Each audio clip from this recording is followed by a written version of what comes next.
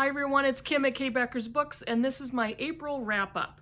For the last half of April, I ended up finishing an additional 6 books, and thought I would show those to you. So the one that I was really excited about, and the only one that got a 5-star rating, is Madeline Miller's The Song of Achilles. And this is a retelling of the story in the Iliad and the relationship between Achilles and Patroclus. It begins in childhood for them, and it starts off with the story of Patroclus and his family, his father, the kingdom that he comes from, and a traumatic event that happens that gets him exiled to the kingdom of the father of Achilles.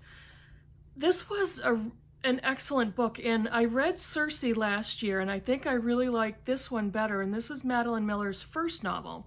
But I really enjoyed the myth retelling, and I love her writing style. It's clear that she knows a lot, she does a lot of research, and I just love how she expanded on their relationship and the story of these two soldiers.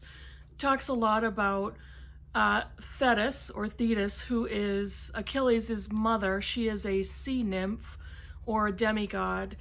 Her involvement in the two of them, and Achilles and Patroclus's relationship, that was really fascinating. But the reason I gave this 5 stars is I love Miller's writing style. I love how she crafted the story, how she added the details, how she imagined these two characters would have interacted and how they would have acted and what their personalities were. So I loved it and thought it was wonderful. The next one I read in April is the weirdest of the bunch, and I hauled this in a previous video and was laughing hysterically when I hauled it. It's Kevin Wilson's Nothing to See Here. This, right on the blurb, it is the story of 2 children who burst into flames when they're agitated. And the main characters are Madison and Lillian. Madison and Lillian find each other in childhood, and they end up at a private girls' school. Madison comes from a wealthy family, and Lillian is a poor kid from a single mother who is neglectful and cares more about her boyfriends than she does her daughter. Madison and Lillian are both weird. They describe themselves as strange, and they gravitate to each other and form a very close friendship. There's a scandal that happens at the school, and eventually they're separated, and they don't reconnect until they're both adults. Their lives have diverged in massive ways. But Madison gets a hold of Lillian and brings her into the fold, and Lillian ends up becoming an employee of Madison's, and events ensue from there. One of the weird things is on Goodreads, some of the other readers posted a review that this was a very believable story, and they could actually see Lillian's compassion and, you know, the background of these children and why they would burst into flames. The transparent, superficial story is totally unbelievable, but the bursting into flames, the combustion, it has to symbolize something, and it's clearly a symbol for, you know, children in trauma, resilience, rage, how children process their emotions when it's very difficult to express them, how they process events that cause trauma to them that they can't necessarily speak about. Either they won't or they don't have the words for it. What do the adults do with children like that and around them? How do they insulate and buffer life for the children who survive trauma in some way? So that's the bigger picture in the book. And there's commentary on family and friendship and going home again, acceptance. There's so much in the book about acceptance and how you love. So that part of it, what the deeper issues in the book were much more interesting than the actual story. The story was odd, weirdly written. I don't think Kevin Wilson got the dynamic between the 2 women on point. He kind of missed it on that. There was a disconnect. Women wouldn't act like that. Their friendship, things that they said, the way they treated each other, I don't think was very realistic. So it was a little bit off, and to me that was obvious. So I didn't enjoy that part of it, but it was definitely a page turner. I enjoyed reading it. I won't really forget the book. It was too weird for that, so that was that. The next book is a book from an Australian author, Josephine Rowe, and this is A Loving, Faithful Animal. I think, yeah, I had this book in a tag video, and I talked a little bit about it, so I'm not going to go too far.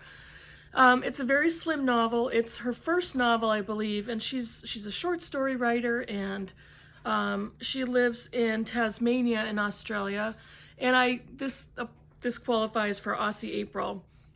This is the story of Evelyn and her husband Jack.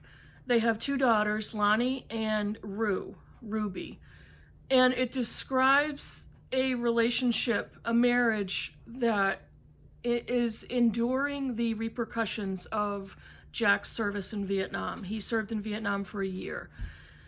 And they have a very dysfunctional relationship. It describes Jack's alcoholism and his domestic abuse.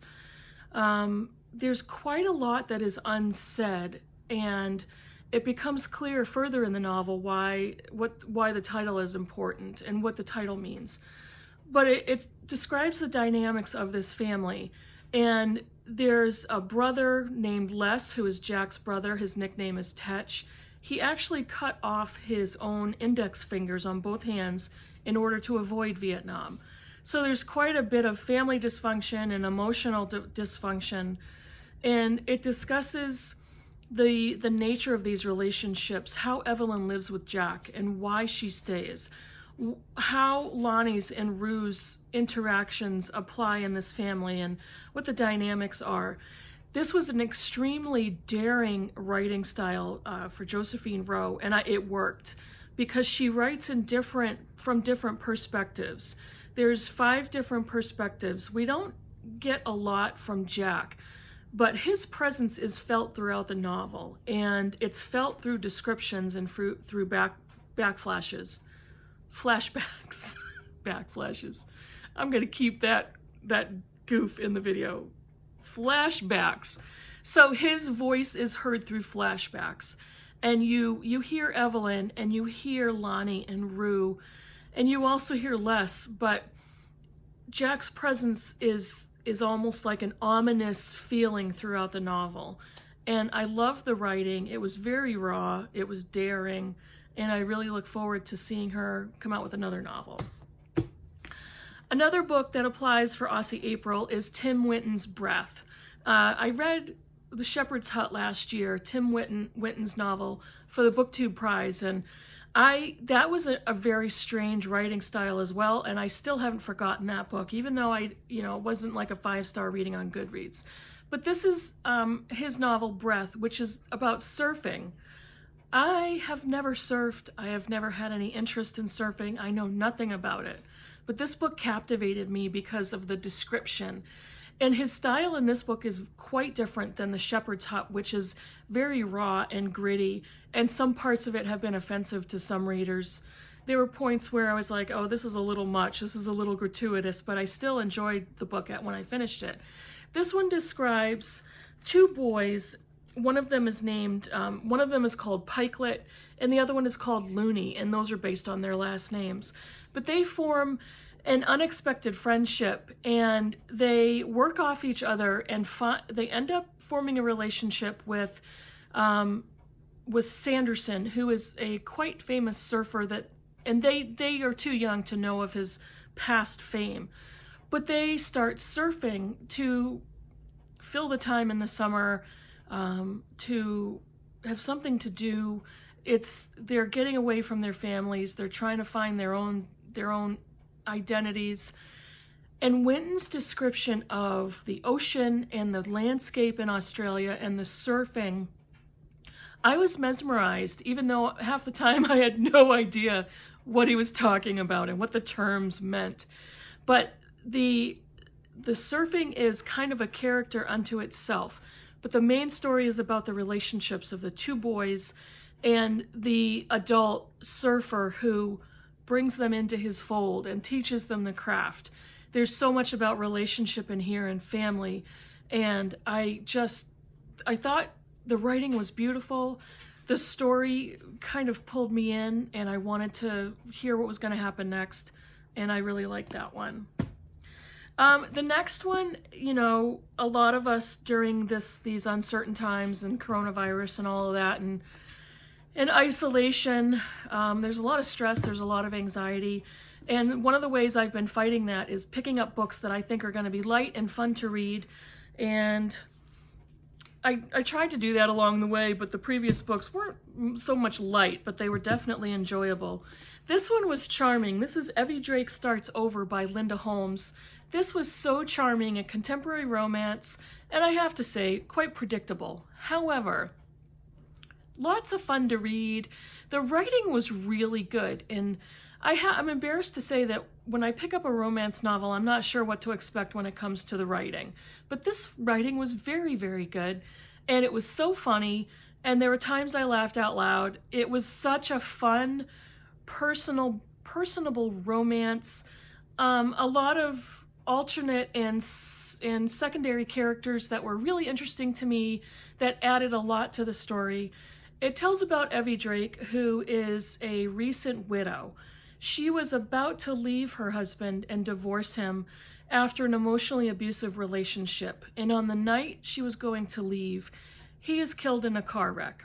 It's not a spoiler, it's in the very beginning of the book. And it talks about what happens to her emotionally after that event. Nobody knows that she was leaving her marriage and why. They don't really know her previous husband's background and the abuse that she endured. She lives in this big giant house, and she ends up taking in a renter who is the friend of her male best friend, who happens to be a former baseball player. And events continue from there. It was so much fun to read. It was so satisfying emotionally. It was, you know, listening to their dynamics and watching the relationship unfold. I really, really enjoyed this, and it was the perfect book to read to have some fun and let go of some worry. And the last book I read in April, I read on my Kindle, and it is Rebecca Solnit's Men Explain Things to Me. It's a very short essay collection, and the book is titled based on the first essay, Men Explain Things to Me. Now, this is rumored to have started the term mansplaining, but Rebecca Solnit did not start that phrase or cliche. It was started after the first essay went viral on the internet, and the term mansplaining was formed. The first essay was phenomenal and sarcastic and biting about what we now call mansplaining, men who believe they know more than women and tend to over-explain because they don't believe we know as much. And what was so alarming and biting to me in that essay was Solnit had come out with a book where she put an enormous amount of research and expertise into this nonfiction book, and she met a man, and I don't remember, it was at a party or some sort of event like that, and it came up in conversation between her and her friend that of the topic of this book, and the man mentioned to her, there was this phenomenal expert book that just came out. Have you heard of it? And she said, what book is that? And he began to explain to her the premise of her own book and explained to her the concepts that were coming out in this very serious book without realizing that she was the author of it. And when it was pointed out to this man that here's the author standing right in front of him, his face went pale, and he found a way to get quickly out of the conversation and leave. And she talks about that, and she talks about when they left that event, that party, she leads into a sexual assault on a train or a bus of her friend being groped, and the rest of the essays flow from there. What I was a little disappointed by was I was hoping to read more essays on the topic of men explaining things and mansplaining, but the essays were various. They were talking about sexual assault, They were talking about movements to educate society on rape and sexual assault towards women. They talked about sexism and chauvinism, and there was a very long essay on Virginia Woolf, which I have to admit I kind of skimmed through that one. It got a little detailed and deep, and I wasn't interested so much, as I also didn't really know the background. But the other essays I liked, it's just they didn't tie into a theme for the collection. And there was a lot of, she referred back to a lot of her previous books, which was fine, but it took up space and time for me where I wanted to read more of the topic of the essay collection. But I did like it, and I'm glad I finally read it. It's been on my TBR for a while. So quickly, what am I currently reading? I'm currently reading a memoir by Michael Greenberg called Hurry Down Sunshine. And this memoir is a father's story of love and madness. He's detailing the mental illness of his teenage daughter, and I just started to read it. I'm probably about a fifth of the way through the book. What's captivated me so far is he writes it very much in a novel style, even though it's a memoir about his young teenage daughter. And so far, it's captivating, but I'm not sure if it's the right style for this type of a topic. So it's fascinating to me, talking about a young girl who I haven't gotten to the point yet where they talk about what her diagnosis is. But this is very interesting to me because I come from a family with many members who struggle with one mental illness in one form or of another. So I was really interested to read this one, and I'll keep going with that. And I am also reading This House of Bread by Rumer Godin. And I'm reading this on my Kindle. I'll put a picture over there in the corner. Just started that book. I've wanted to read it forever. And I picked it up for a read-along in the month of May called Maybe Midrash. And I'm going to do a separate video on that. But I just started that book about a woman who is a supervisor for a secretarial pool who was a former nun. And so far I love the idea, and so far I love the writing. So I'll tell you more about that book in a separate video. That's it for now. And I think in April I read 11 books, which was really good for me, especially considering what's going on these days and how distracted we all are and stressed out and anxiety ridden and all of it.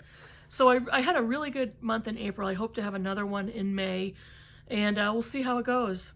It's sunny out, so hopefully I can get outside and maybe do some reading out on the deck, and maybe try to do a little shopping. I'm hoping that I can get to the grocery store and maybe a few other places. Mask wearing, obviously, and we'll see how that goes.